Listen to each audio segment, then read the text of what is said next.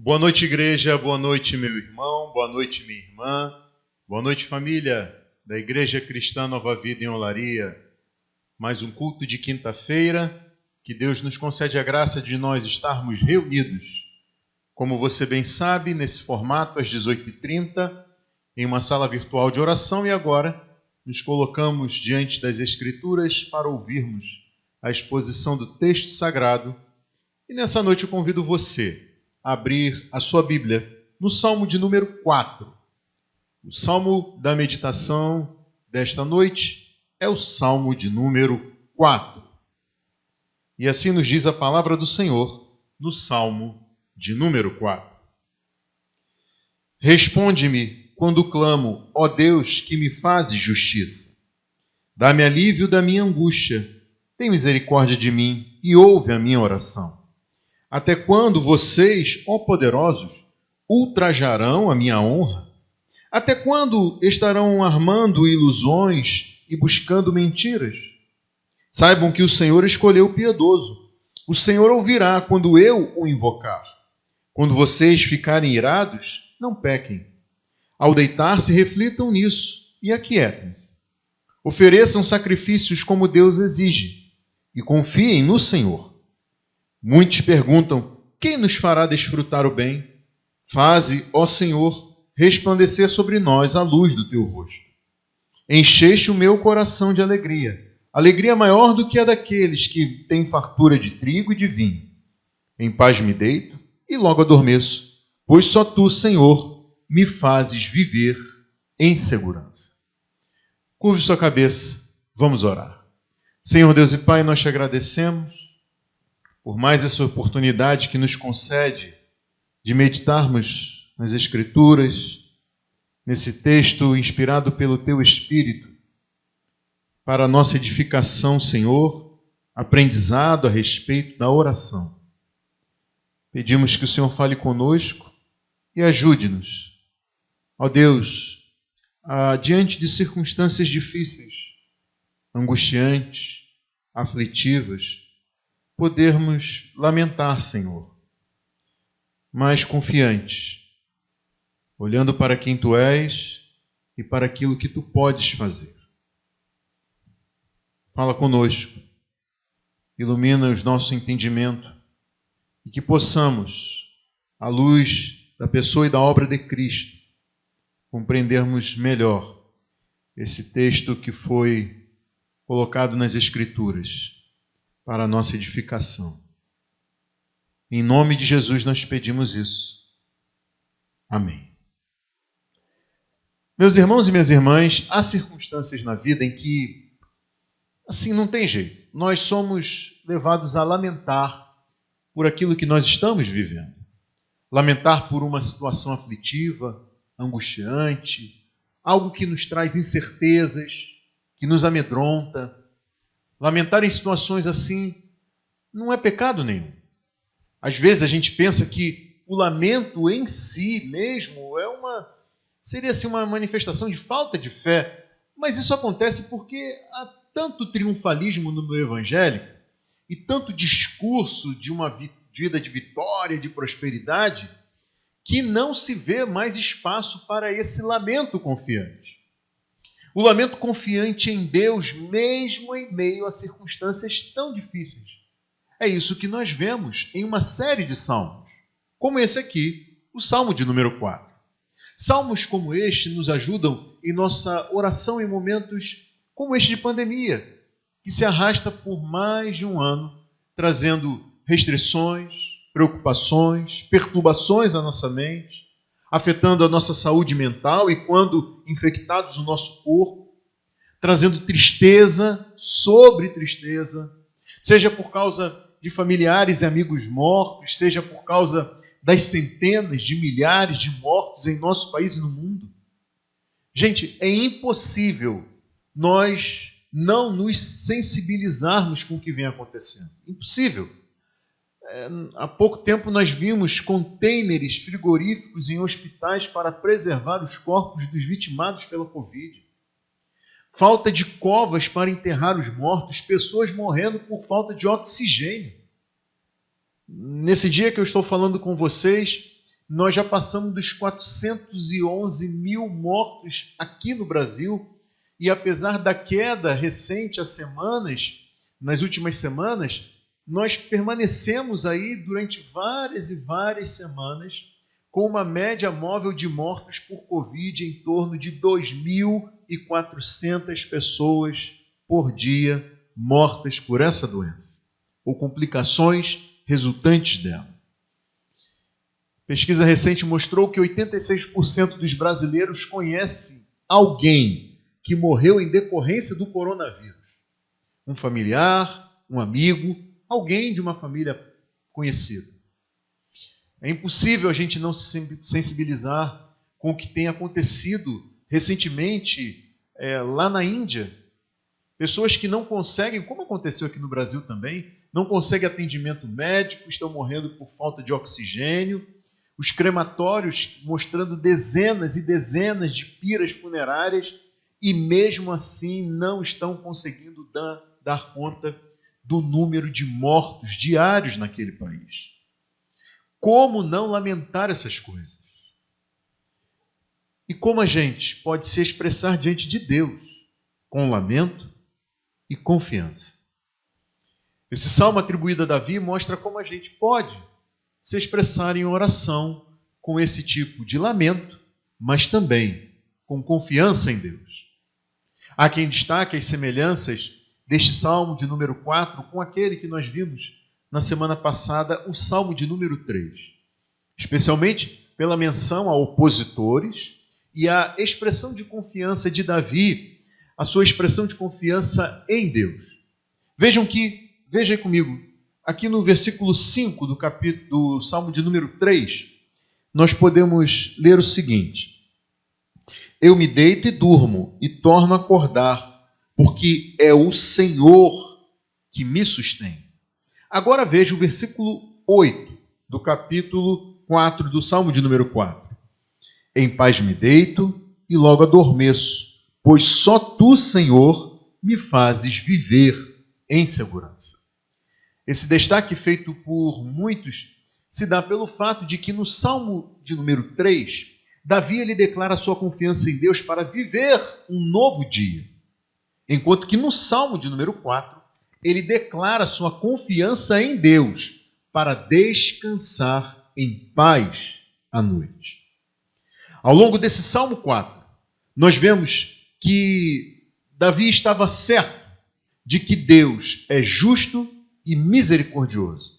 E por isso, ele clama por justiça e consolo em meio à angústia, como nos mostra o versículo de número 1.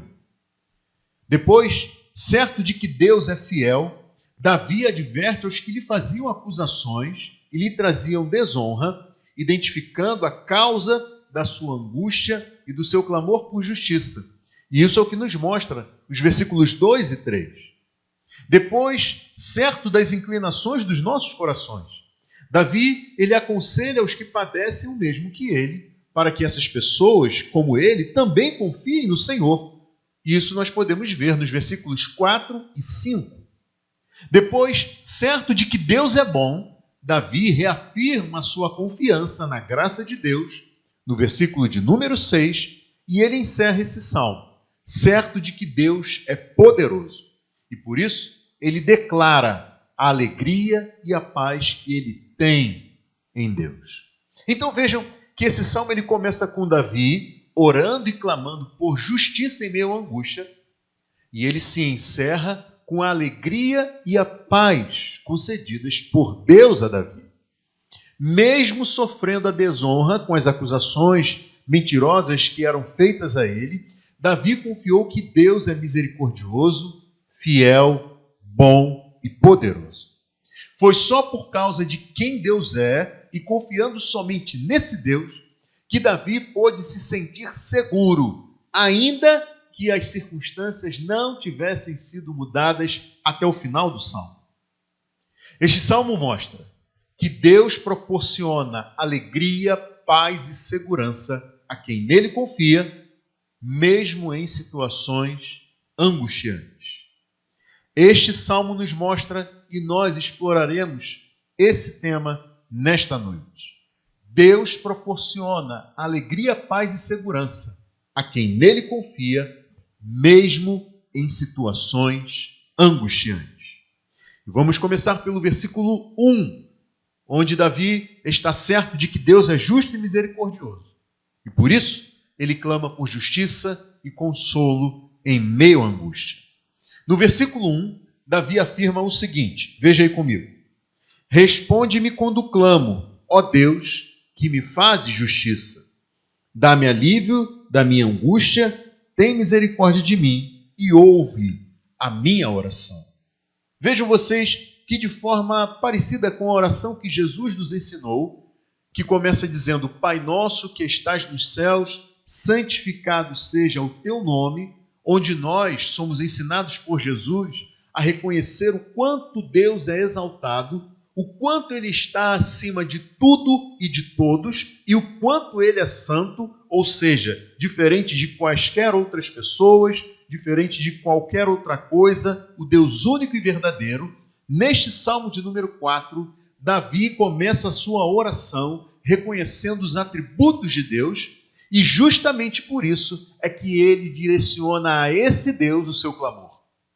Davi identifica o Senhor Deus como aquele que é justo e misericordioso.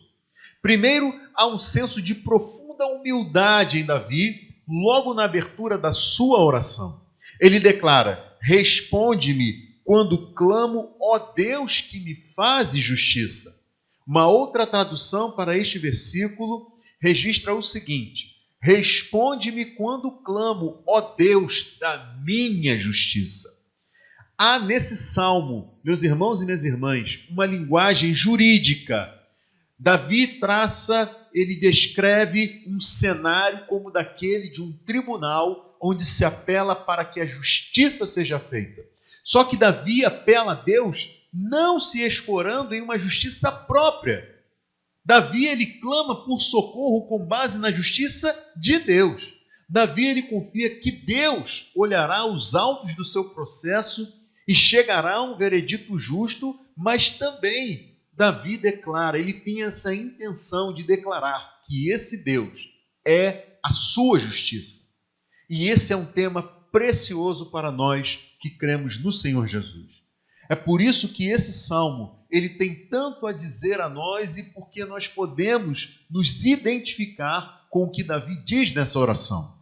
Vejam que no livro do profeta Jeremias, no capítulo 23, versículos 5 e 6, está registrado o seguinte, ouça, dias virão, declara o Senhor, em que levantarei para Davi um renovo justo, um rei que reinará com sabedoria e fará o que é justo e certo na terra.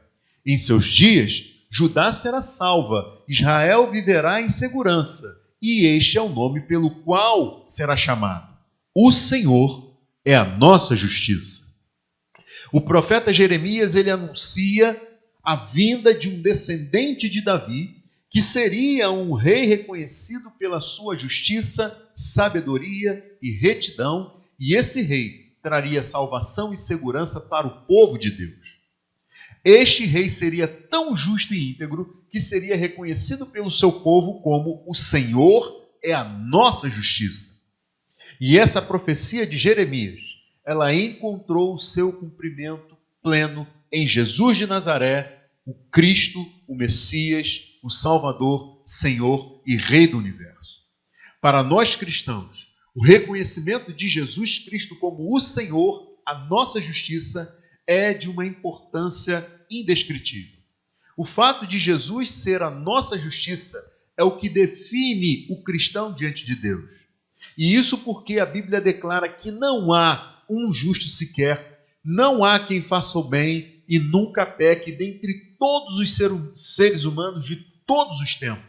O único que encarnou a humanidade viveu de forma plenamente perfeita em verdade, justiça e santidade foi Jesus, o Filho de Deus, aquele que é Deus e se fez homem e viveu entre nós.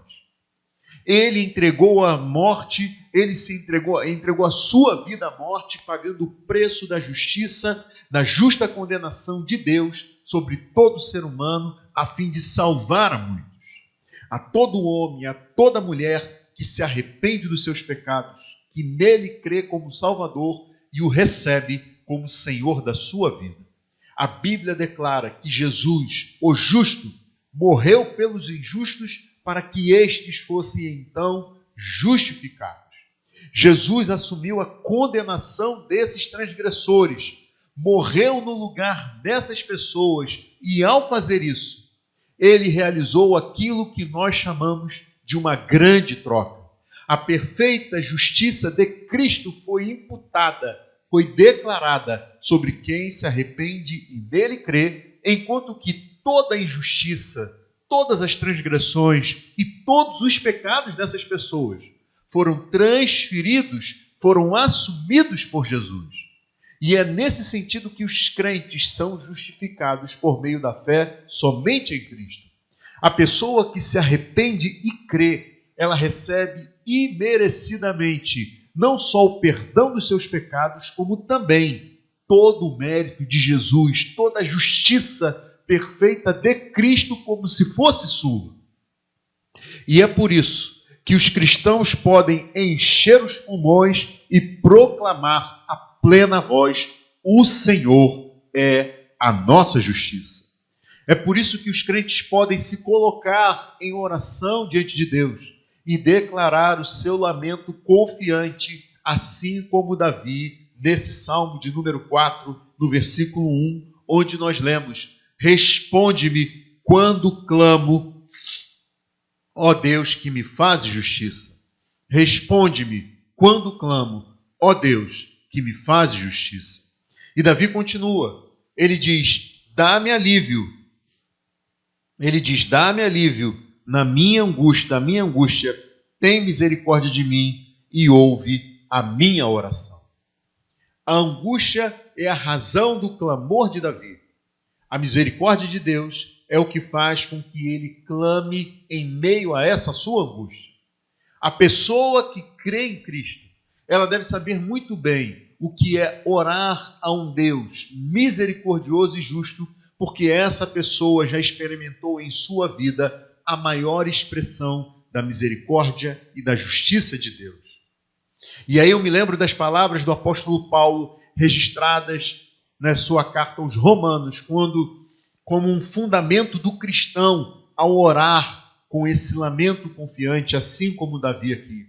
Paulo escreve lá o seguinte: aquele que não poupou o seu próprio filho, mas o entregou por todos nós, como não nos dará juntamente com ele e de graça todas as coisas? Quem fará alguma acusação contra os escolhidos de Deus? É Deus que os justifica, quem os condenará? Foi Cristo Jesus que morreu e mais, que ressuscitou e está à direita de Deus e também intercede por nós. É o que está registrado em Romanos capítulo de número 8. E diante disso, eu lhe pergunto: como que você, meu irmão e minha irmã, tem se colocado diante de Deus em oração? Você tem confiado na justiça de Cristo, na graça de Deus dispensada aos seus escolhidos, ainda que lamentando uma situação, uma circunstância angustiante que você tem vivido?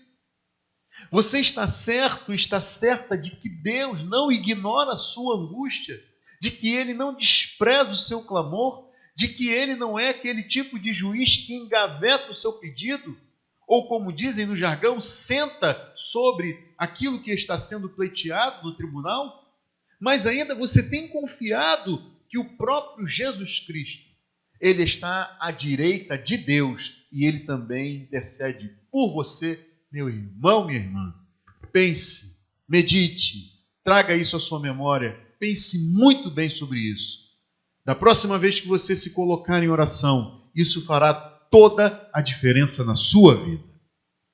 Mas vejam que na continuidade desse salmo, Davi adverte aos que lhe faziam falsas acusações e lhe traziam desonra, estando certo de que Deus, Ele é fiel. É o que nos mostra os versículos 2 e 3 desse Salmo de número 4. Nesses versículos, Davi ele expõe a causa específica da sua angústia. E eu gostaria que você percebesse que a causa da angústia de Davi, neste Salmo de número 4, ela pode ser diferente da sua, mas a forma como ele ora serve de modelo para você. A causa específica da angústia de Davi, que levou ele a clamar por justiça, era aquilo que nós podemos ver do versículo de número 2. Veja aí comigo. Até quando vocês, ó poderosos, ultrajarão a minha honra? Até quando estarão armando ilusões e buscando mentiras? A angústia de Davi tinha como causa a sua honra ultrajada com base em invenções e mentiras arquitetadas por gente poderosa. Esses homens poderosos estavam formulando acusações falsas contra Davi. E era precisamente por causa disso que Davi sabia que Deus julgaria a sua causa. E não é sem razão que ele se volta para os seus caluniadores, para os seus detratores, fazendo a eles uma advertência muito séria e muito solene, como está registrada aqui no versículo de número 3. Veja aí comigo. Saibam que o Senhor escolheu o piedoso. O Senhor ouvirá quando eu o invocar. Davi, ele adverte a esses poderosos e ele se identifica como alguém que é piedoso. Nos Salmos, essa palavra piedoso descreve alguém que é crente, fiel e santo. Santos são aqueles que foram separados por Deus para si mesmo. Foram separados do mundo para que constituíssem o seu povo, para que fossem o seu tesouro pessoal. Essas pessoas foram alvo do amor e do favor misericordioso de Deus por elas. Em certo sentido, Davi está aqui apontando para aqueles que fazem parte da aliança com Deus. Nós podemos dizer que piedosa é a pessoa que ama a Deus de todo o seu coração, de toda a sua alma, de todas as suas forças e de todo o seu entendimento. Piedoso é aquele que age com misericórdia em favor de outros da mesma forma que Deus agiu com misericórdia em favor da sua vida. É por isso que o piedoso, ele é reconhecido como sendo uma pessoa bondosa e fiel nos Salmos. Bondosa por causa do próximo e fiel por causa da sua relação com Deus. O que Davi expõe como motivo de sua angústia foi objeto de um conselho do apóstolo Pedro, que escreveu o seguinte: vivam entre os pagãos de maneira exemplar, para que, mesmo que eles os acusem de praticarem o mal, observem as obras que vocês praticam e glorifiquem a Deus no dia da sua intervenção. É o que está registrado na primeira carta de Pedro, no capítulo 2, no versículo de número 12. Meus irmãos e minhas irmãs, na verdade, uma das marcas de Cristo na vida cristã é ser ultrajado, ainda que buscando viver de uma forma ética, moral, elevada e digna do Evangelho. Vejam que foi Jesus quem disse: lembrem-se das palavras que eu lhes disse, nenhum escravo é maior do que o seu senhor. Se me perseguirem, também perseguirão vocês. Eu disse a vocês que Davi, ele descreve neste salmo o cenário de um tribunal, onde a causa dele é apresentada a Deus. Davi, ele está certo de que Deus é o supremo juiz de toda a terra e que o Senhor tem competência para atuar como juiz sobre ele, Davi, tanto quanto sobre os seus adversários. Nessa advertência, aqui no versículo de número 3, há o pressuposto de que Deus conhecia plenamente tanto o caráter de Davi, quanto as calúnias, quanto as difamações imaginadas nos corações e nas mentes dessa gente poderosa que ele identifica aqui nesse salmo. De fato, a Bíblia afirma que Deus, ele sonda corações e que ele conhece os pensamentos. Meu irmão, minha irmã, talvez você esteja sofrendo ou possa vir a sofrer injustiças flagrantes. Talvez você seja alvo de calúnias, de difamações, mas eu lhe digo, não se turbe o vosso coração, porque Deus conhece as intenções e os pensamentos de toda e qualquer pessoa e porque Ele é um justo juiz. Por outro lado, guarde o seu coração. Vejam que na continuidade desse salmo, Davi, ele aconselha os que padecem o mesmo que ele, para que essas pessoas confiem no Senhor e elas estejam certas das inclinações dos seus corações, é o que nos mostram os versículos 4 e 5. E Davi, ele dá dois conselhos importantes aqui. No versículo 4, ele registra: quando vocês ficarem irados, não pequem. Ao deitar-se, reflitam nisso e aquietem-se. Então vejam vocês que uma outra tradução para esse versículo registra o seguinte: não pequem ao permitir que a ira os controle. Reflitam durante a noite e permaneçam em silêncio. Davi faz esse registro porque quando a gente sofre, quando nós passamos por esses momentos angustiantes, nós temos a tendência de focar toda a nossa atenção no problema que nós estamos enfrentando. Nós fixamos os nossos pensamentos nas injustiças que foram cometidas contra nós. E aí nós chegamos ao ponto de sermos consumidos por essa situação. A ira pode então dominar os nossos pensamentos, os nossos sentimentos, dirigir as nossas emoções, as nossas palavras, as nossas ações e levar a gente a pecar. Como se isso não fosse bastante, a ira ela pode levar a gente a perder o sono, a exaurir a nossa condição física, emocional, mental, a ponto da gente chegar à situação de nos afastarmos de Deus. Na verdade, quanto mais essa ira pecaminosa nos afasta de Deus, mais ela ganha terreno, mais ela se espalha, mais ela infecta a nossa vida. A devocionalidade, antes praticada por nós, começa a ser negligenciada, as orações são interrompidas, a leitura da Bíblia, da palavra de Deus, é deixada de lado, nós deixamos de prestar o nosso culto ao Senhor. É por isso que Davi ele dá um segundo conselho aqui no versículo de número 5. Ele diz: ofereçam sacrifícios como Deus exige e confiem no Senhor. Outra tradução para esse versículo registra o seguinte: ofereçam sacrifícios de justiça e confiem no Senhor. E o que nos leva a pensar, o que seriam então esses sacrifícios como Deus exige? O que seriam esses sacrifícios de justiça? Bom, para isso a gente pode se valer do que está registrado no Salmo 51. Ouça: não te deleitas em sacrifícios, nem te agradas em holocaustos, senão eu os daria.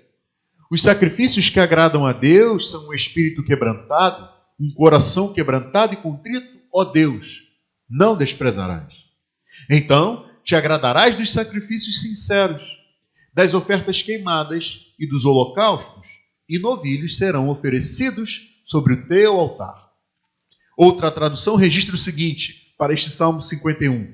Então, te agradarás dos sacrifícios de justiça, dos holocaustos e das ofertas queimadas, e sobre o teu altar serão oferecidos novilhos.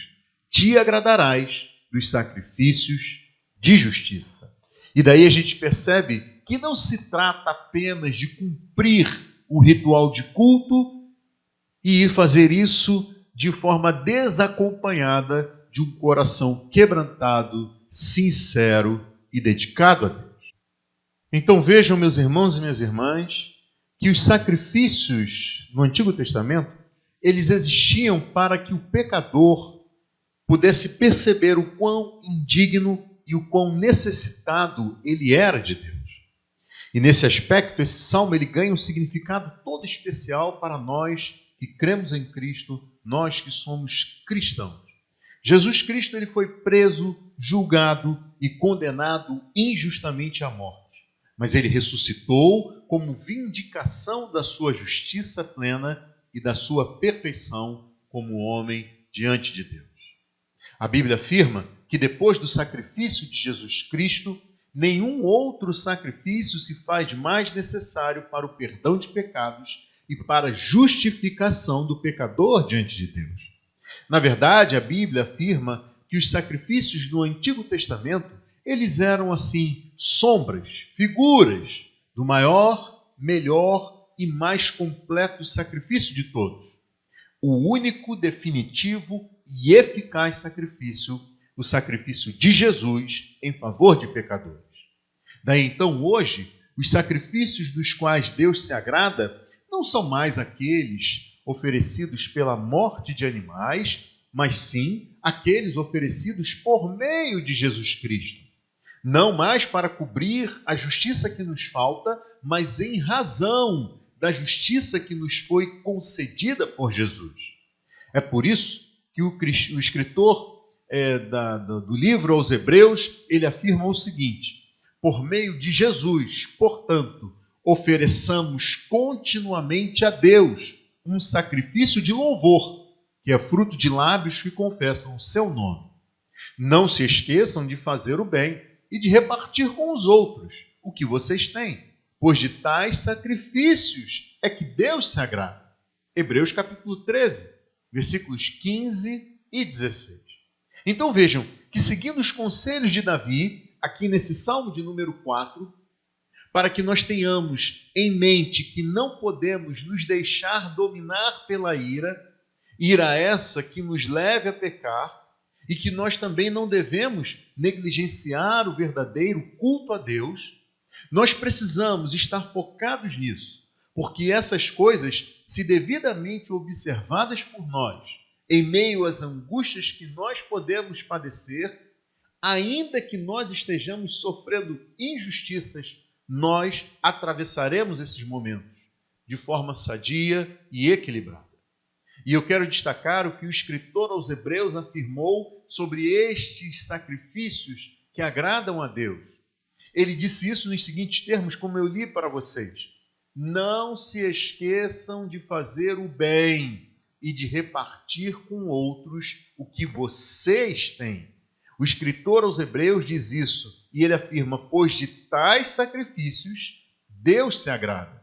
E por que eu estou destacando isso? Ouça em outra tradução que isso está registrado da seguinte forma: não se esqueçam da prática do bem e da mútua cooperação.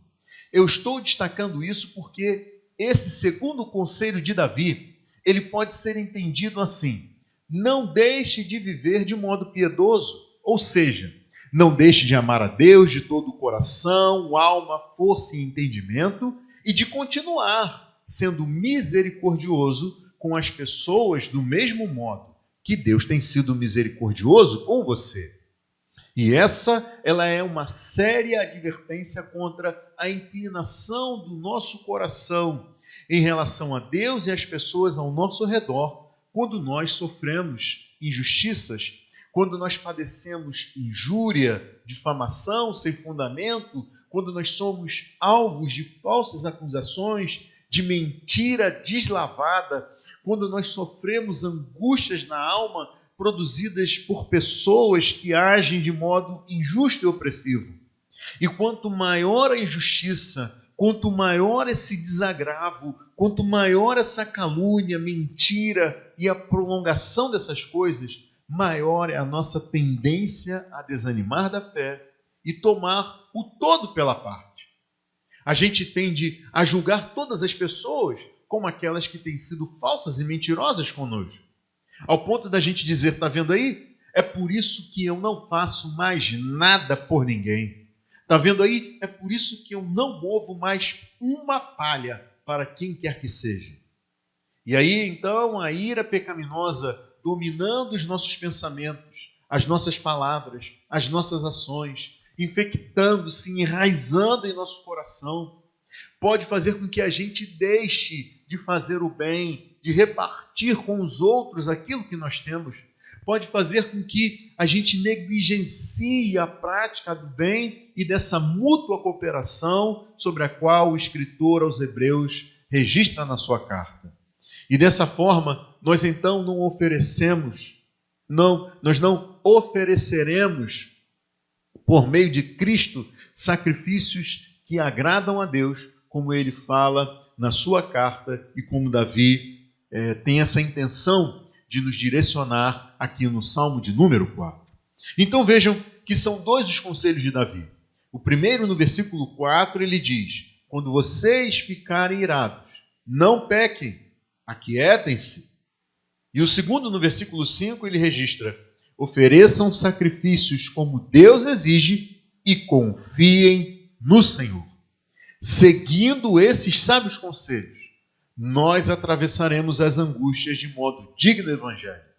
E além disso, nós daremos o testemunho de que Deus é bom, como fez Davi na continuidade desse salmo, no versículo de número 6. Certo de que Deus é bom, Davi reafirma a sua confiança na graça de Deus. Ele registra o seguinte no versículo 6. Muitos perguntam: quem nos fará desfrutar o bem? Faze, ó Senhor, resplandecer sobre nós a luz do teu rosto. Diante dos questionamentos sobre a confiança de Davi em Deus, ele reafirma a sua esperança de que o Senhor ainda há de ser favorável àqueles que lhe são fiéis.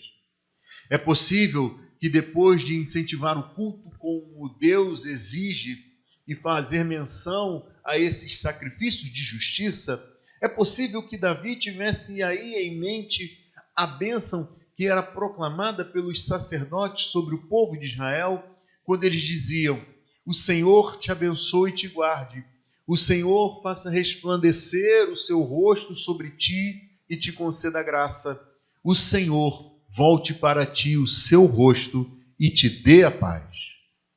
Não só isso, Davi estaria aqui preparando o terreno para afirmar que a bênção da aliança com Deus, ela é superior a qualquer outra coisa e a qualquer outro bem que alguém possa ter. Se a gente considerar que esse Salmo 4 foi escrito no mesmo contexto do Salmo de número 3, então a gente pode imaginar Davi olhando para Jerusalém, em direção a Jerusalém, depois de ouvir as notícias sobre o filho dele, Absalão, que tinha armado uma insurreição para tomar o reino do próprio pai. Absalão estava lá sentado no trono, tinha as riquezas e os serviços reais à sua disposição, mas ele não desfrutava da bênção de Deus. O rosto de Deus não brilhava sobre Absalão. E mesmo Davi, estando longe de Jerusalém, mesmo Davi tendo fugido de Jerusalém, fugido em lágrimas, subido o Monte das Oliveiras descalço, humilhado, angustiado, por causa de tamanha traição construída ao longo de anos pelo próprio filho. Ali, à noite, pensando nessas coisas, no meio do deserto, enquanto escrevia essa oração que veio a constituir este Salmo de número 4, Davi tinha a luz do rosto do Senhor sobre ele, iluminando os seus pensamentos, apontando o caminho da piedade, da fé, da confiança que ele tinha que depositar em Deus. E é por isso que Davi prossegue e encerra o Salmo nos versículos 7 e 8, certo de que Deus é poderoso. E ele declara a alegria e a paz que só podem ser encontradas em Deus, mesmo em meio à angústia. Veja aí comigo o versículo de número 7. Encheste o meu coração de alegria maior do que a daqueles que têm fartura de trigo e de vinho. E aí eu fico pensando, se não terá sido com base naquilo que ensina Provérbios 15:16, que afirma que é melhor ter pouco com o temor do Senhor do que grande riqueza com inquietação. Eu fico pensando se não foi talvez por isso que tenha sido formulado aquele ditado tão popular que diz: o pouco com Deus é muito, o muito sem Deus é nada. Absalão tinha tomado o trono do pai, mas não desfrutava da alegria e da paz que só Deus podia dar. Enquanto ele não tivesse assassinado o pai, ele não teria alegria e paz. Enquanto isso, Davi estava no deserto, junto com aqueles que se mantiveram fiéis a ele. Mas todos estavam com fome e sede, dependendo da ajuda de alguns que ainda tinham alguma estima por Davi. E Deus supriu as necessidades de Davi, dos seus aliados. Mas nada disso comparado à fartura de trigo, de vinho, aquilo que estava à disposição da mesa do rei em Jerusalém. Mas Davi, ele não murmurou, ele não deixou cair o seu semblante por causa disso. Mesmo naquela situação angustiante, ele reconheceu a provisão de Deus. Ele se alegrou com isso, ele experimentou aquilo que diz o provérbio: é melhor ter pouco com o temor do Senhor do que ter grande riqueza com inquietação. Meus irmãos e minhas irmãs, como eu disse mais cedo nessa pregação, é bem provável que no fim de mais um dia de fuga, acampado no deserto, na noite escura, Davi tenha escrito o versículo final deste salmo, o versículo de número 8, que diz assim: em paz me deito e logo adormeço, pois só tu, Senhor, me fazes viver em segurança. A palavra que foi traduzida aqui nas nossas Bíblias como paz é no original shalom, e shalom significa plena paz, sossego, tranquilidade, bem-estar e contentamento. Pense nisso, meu irmão, minha irmã, a profundidade daquilo que Davi está declarando, ainda vivendo uma situação angustiante. O que me faz novamente lembrar das palavras do apóstolo Paulo aos Filipenses, no capítulo 4, quando ele escreve: perto está o Senhor, não andem ansiosos por coisa alguma, mas em tudo pela oração e súplicas, com ações de graças, apresentem seus pedidos a Deus, e a paz de Deus, que excede todo entendimento, guardará o coração e a mente de vocês em Cristo Jesus. Meu Deus, eu não sei como você está nesse momento, eu não sei como você tem atravessado esses dias, essas últimas semanas, mas depois de meditar nesse Salmo 4, eu posso afirmar a você que Deus proporciona alegria, paz e segurança a quem nele confia, mesmo em situações angustiantes. Davi não ignorou as circunstâncias. Ele estava ainda vivendo uma condição angustiante, mas mesmo assim, ele estava certo de que Deus é misericordioso, de que Deus é fiel, de que Deus é bom, de que Deus é poderoso, e foi por isso que ele clamou, foi por isso que ele orou. E foi ciente de quem Deus é, que Davi pôde desfrutar de alegria, paz e segurança que esse mundo não pode dar, mesmo em meio à circunstância aflitiva que ele ainda vivia. O Evangelho de Lucas, no capítulo 18, registra que Jesus contou aos seus discípulos uma parábola para mostrar a eles que eles deveriam orar sempre e nunca desanimar. Era sobre uma viúva que continuamente ia à audiência com um juiz que não temia Deus, um juiz que não se importava com ninguém. Em toda a audiência, a viúva suplicava: faze-me justiça contra o meu adversário. Por algum tempo, aquele juiz ímpio e injusto ignorou a viúva, até que finalmente ele disse a si mesmo: embora eu não tema a Deus e nem me importe com os homens, essa viúva está me aborrecendo. Eu vou fazer-lhe justiça para que ela não venha mais me importunar. Então vejam que claramente Jesus contou essa parábola para colocar em contraste o Deus que é o justo juiz de toda a terra com esse juizeco ali ímpio, iníquo, maligno, malvado. E daí Jesus conclui o seu ensino dizendo: ouça bem, ouçam o que diz o juiz injusto. Acaso Deus não fará justiça aos seus escolhidos, que clamam a Ele dia e noite? Continuará fazendo-os esperar? Eu lhes digo, Ele lhes fará justiça e depressa. É verdade que, da nossa perspectiva, a resposta do Senhor pode parecer demorada, ou até mesmo nada agradável em certas circunstâncias, em certas ocasiões, mas que nós venhamos a aprender sobre a oração com Davi e com o filho de Davi, Jesus Cristo.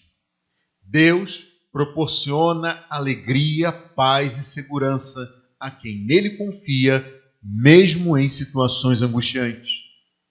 Que nós venhamos aprender também que Deus fará justiça aos seus escolhidos, que clamam a Ele dia e noite. Por isso, meu irmão, minha irmã, não desista de orar. E você, meu amigo, minha amiga, que ainda não conhece essa alegria, que ainda não desfruta dessa paz, que ainda não sabe o que é ter essa segurança que o mundo não pode dar, eu quero lhe dizer que há coisas que podem sim lhe dar prazer, ou uma falsa sensação de prazer, mas vida plena e verdadeira, já, agora e muito mais ainda depois da morte, só pode ser dada a você por Jesus Cristo. Os anos nesse mundo, eles são muito curtos, mais curtos do que um piscar de olhos diante da eternidade. E aí há dois finais para a sua história, ou é a vida eterna, ou é a morte eterna. Por isso eu lhe digo, arrependa-se e creia hoje mesmo, nessa noite, e receba já a vida que Cristo proporciona a quem nele confia. Curve sua cabeça, vamos orar. Senhor Deus e Pai, nós te agradecemos por esta noite, pela Tua palavra. Louvamos o Teu nome, Senhor, por aquilo que pudemos ouvir, com base no que o Teu Espírito Santo inspirou a Davi ao escrever este salmo. Pedimos, Senhor, que nós não venhamos esmorecer, não venhamos nos deixar abater, não venhamos a ser tomados pela ira, Senhor, que consuma as nossas vidas, que atrapalhe a nossa comunhão contigo, que roube a nossa fé, Senhor. Ó Deus, que interfira no nosso relacionamento com aqueles que estão ao nosso redor. Pai eterno, que nós possamos nos lembrar dia a dia, especialmente nesses momentos, dos teus atributos, quem tu és e aquilo que tu és poderoso para fazer. Senhor Deus e Pai, que possamos aprender que o Senhor pode proporcionar alegria, paz e segurança a quem confia em Ti, mesmo em meio às angústias, mesmo em meio às situações aflitivas, mesmo em meio às tribulações, Senhor. E que também possamos aprender que o Senhor não está com os teus olhos fechados, os teus ouvidos cerrados aos seus escolhidos, que clamam dia e noite pela tua graça, bondade, misericórdia e justiça, Senhor. Que permaneçamos firmes, crendo na tua palavra, Senhor, e vivendo conforme o teu evangelho. Pai eterno, fala ao coração e à vida daquele e daquela que ainda não desfruta de vida verdadeira. Que teu Espírito Santo possa conceder vida a esses e essas que estão mortos em seus pecados e transgressões. E que essas pessoas possam, ó Deus, deixar de ser amigos, amigas, para serem nossos irmãos e irmãs na fé. Eu oro em nome de Jesus. Amém e amém. Deus abençoe a sua vida, meu irmão e minha irmã. Tenha uma excelente semana e até quinta-feira que vem, se Deus assim nos permitir.